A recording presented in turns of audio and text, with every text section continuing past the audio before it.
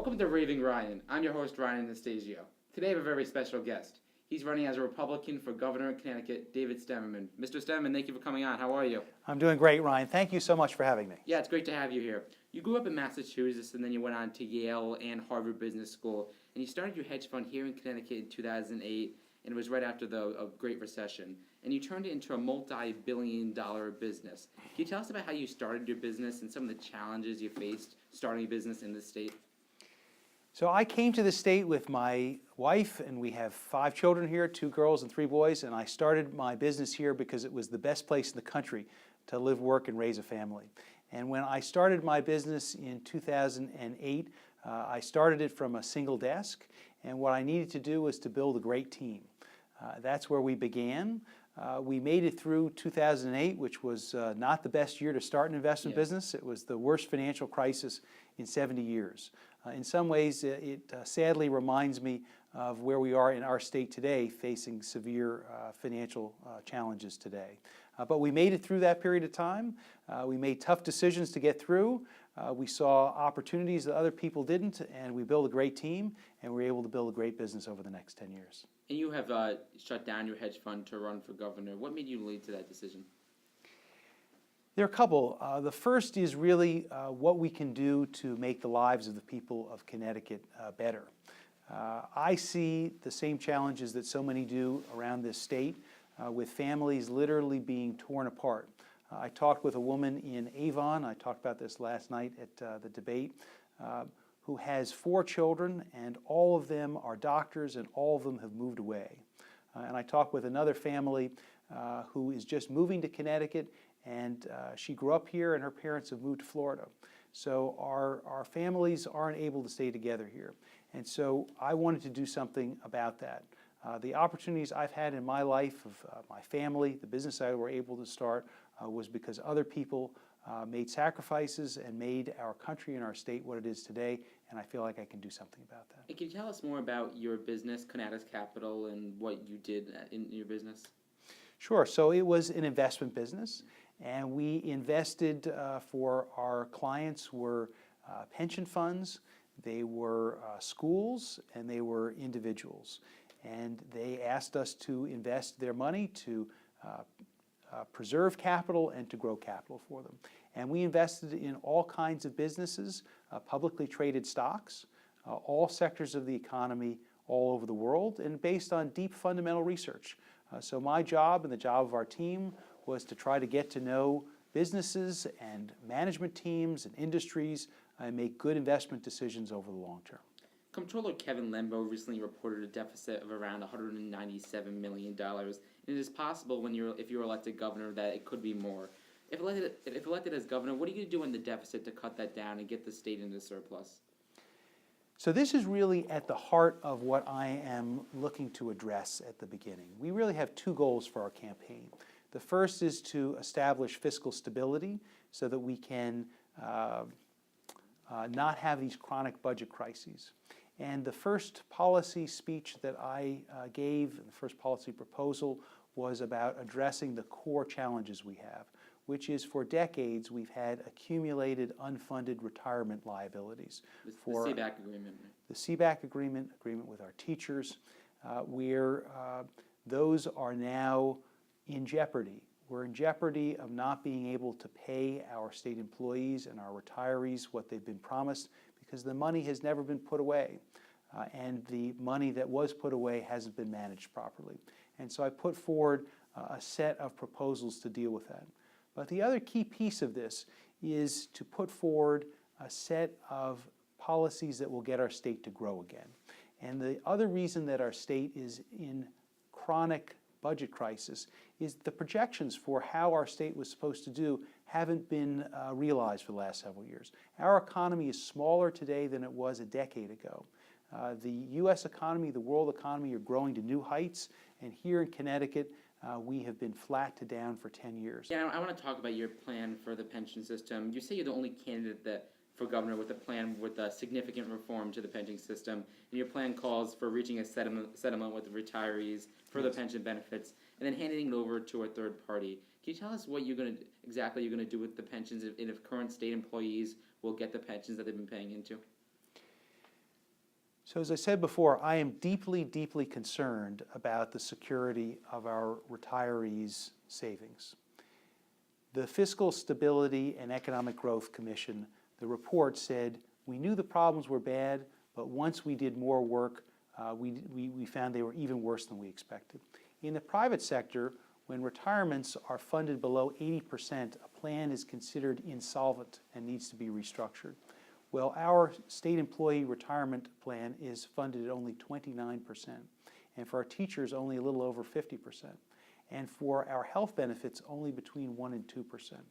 And so our retirees are at risk of one day waking up and finding that what they had expected to receive won't be there.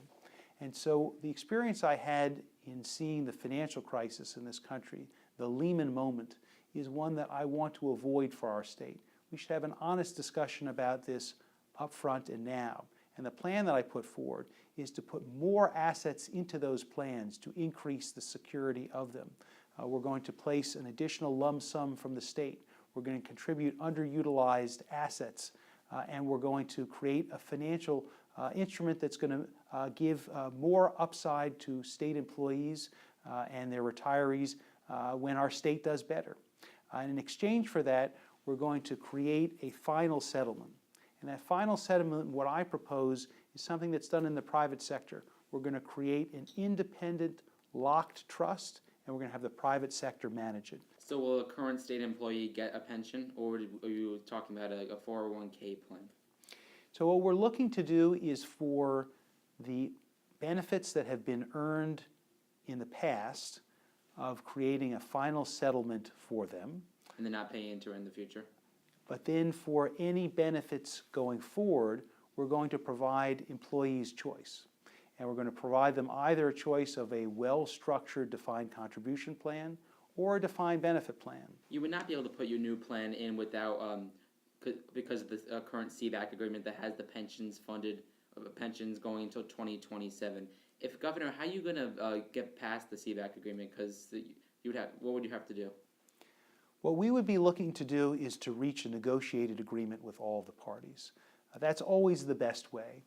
My approach as a business person, as an entrepreneur, is I'm always looking to bring people together and to grow the pie. For too long, we've had people at odds with one another, and they've been carving up the pie, and as a result, we've had a shrinking pie.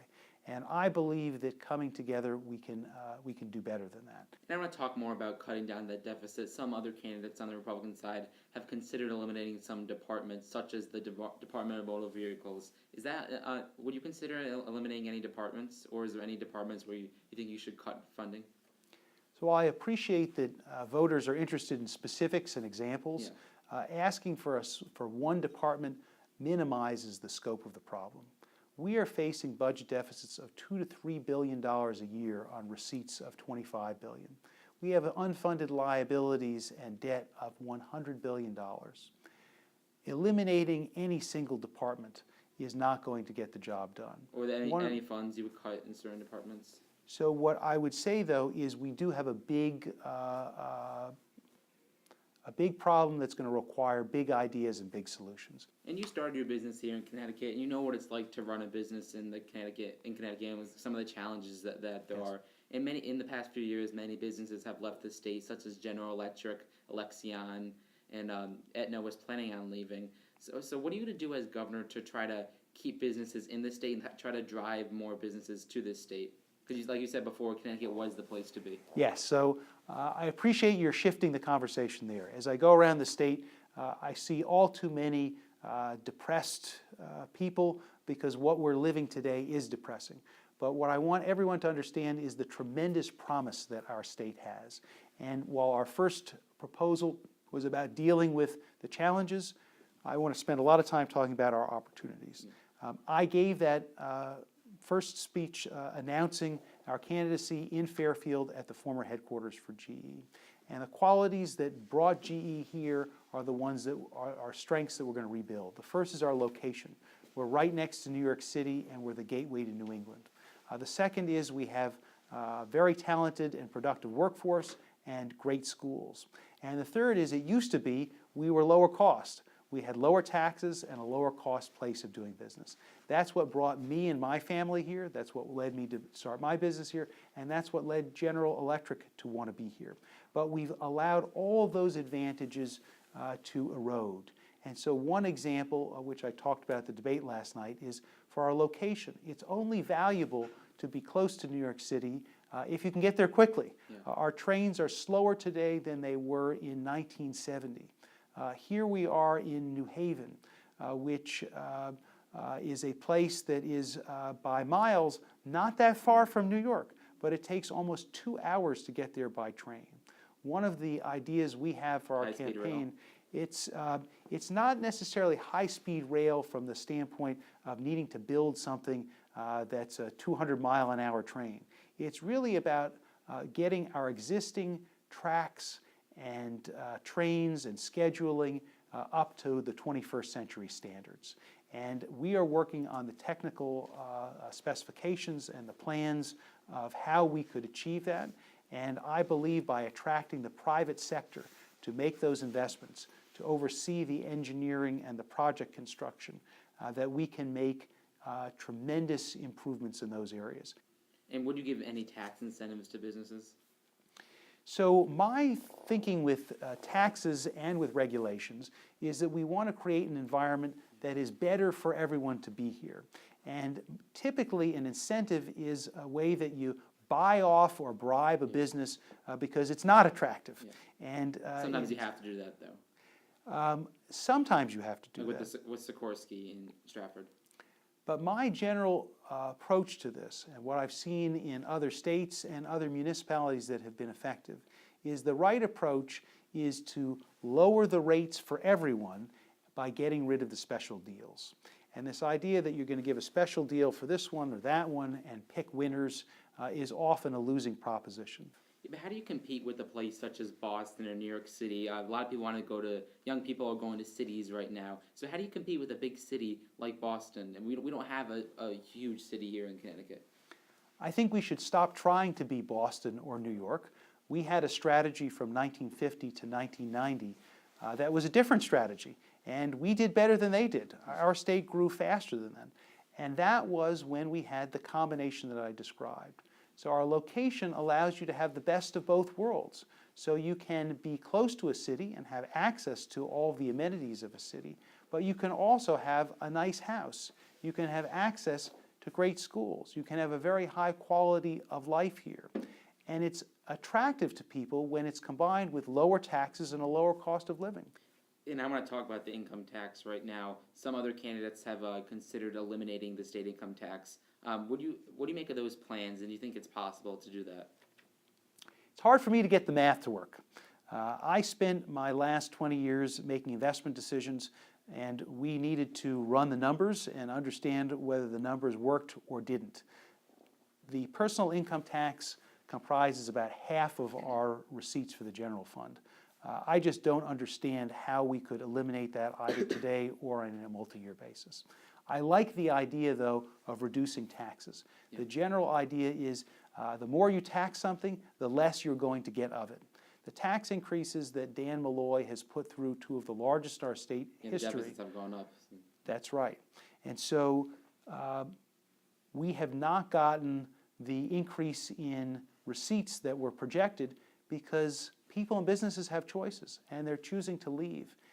What you've described of businesses leaving, General Electric, Alexion, Aetna had said that they were going to leave, and people. We've had population declines for this state year after year, and some of our wealthiest citizens who were contributing a lot in tax dollars and not asking a lot for us were leaving. And so I believe that we do need to cut taxes, and you're going to see a tax proposal from me, and I believe that cutting taxes is a critical part of revitalizing our economy. It's going to be a key way that we attract talented people, great businesses, young families, and in addition, it's important for keeping families together. It's not just about the economics. It's about the personal side as well. I mean, and at the debate, you talked the issue of legalizing recreational marijuana was brought up, and you said it was outrageous to legalize it. Can you tell me why you think it's outrageous, And what do you make of Democrats and other officials that have said they want to legalize it? So what I said was it was outrageous to think about legalizing marijuana as a way to plug a hole in the budget. My thinking about this comes from being a father of 5 children. And 3 of them are teenage children, and one of them drives, and the second one just got her learner's permit. And the roads will be less safe if we have marijuana legalized. Marijuana is also a gateway drug. As I think about this, not only... Is that proven?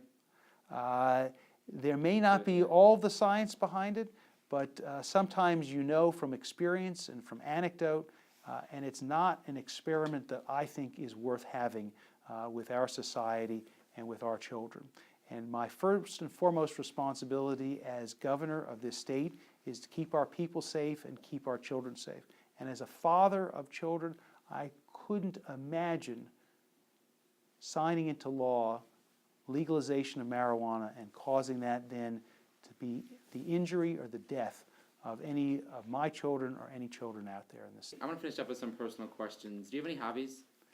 I really enjoy sports quite a lot, and both playing them and watching them, and those are things that I enjoy doing with my family as well. So I have 3 boys, some of which are big sports enthusiasts, and so we play a lot of sports and we watch some sports too. Another is reading, and reading with my children again. One of the things that we've done together as a family is read the Harry Potter books. We read them out loud, we read them to ourselves, and so those are some of our fun activities together. Any favorite sports teams? So as you said before, I grew up in Boston, so my sports allegiances are there. I grew up in Newton, Massachusetts during the Larry Bird years, and so for me, he was excellence. Yeah, he couldn't run fast or jump high, but he worked hard. He had a great jump shot, and he brought home 3 rings. I've been very happy to see that the heartbreak that I experienced growing up with the Red Sox and with the Patriots have again turned to championships. And so I've been happy to see the incredible results of the Brady-Belichick dynasty. And while I was sad to see them come up short this past year in the Super Bowl, they brought a lot of joy to me and my household. And for the Red Sox, where the curse of the Bambino was my reality growing up, they've also done a great job as well. One of the fun things I did with my family just this past summer was we made it to Fenway together for the first time, which is a great place to see a game together. And are you a UConn fan? I am a UConn fan as well. Go Huskies. And what do you make of the new hiring of Dan Hurley as the men's basketball coach? I think that our program has great potential under new leadership, and I wish him and the team all the best. And I'm going to finish up with a very tough question. Connecticut is really well known for its pizza places. Do you have a favorite pizza place in the state? So, as having lived in New Haven, I've experienced it at its very best. Yeah. When I moved to Connecticut with my wife, we were living in New York City, and she said to me, I don't know if we can live there. I don't know if the pizza is going to be good enough.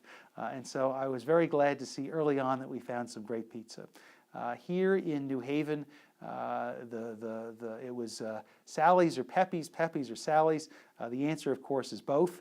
And what I've been happy to see is Bar, having taken the recipe from Sally's. What I remember when I was at school was you had to be online at 4:30 to get a pizza, and I think you can show up at Bar maybe at 5:30 and get seated. So I'm glad to enjoy those pizzas whenever I get a chance. So where do you go more, Sally's or Pepe's? Well, now I don't think Sally's is much of an option, so I think that it's Bar or Pepe's, and I'm happy to go to either one. All right, David Stemerman, thank you very much for coming on. Thank you very much for having me. Thank you very much for watching. If you're watching this on YouTube, go to my website, ravingryan.com. Follow me on Twitter and Facebook, Raving Ryan, and follow David Stemerman on Facebook and Twitter. And what's your campaign website? DavidStemerman.com. All right, thank you very much for joining us. Reporting for Raving Ryan, I'm Ryan Anastasio.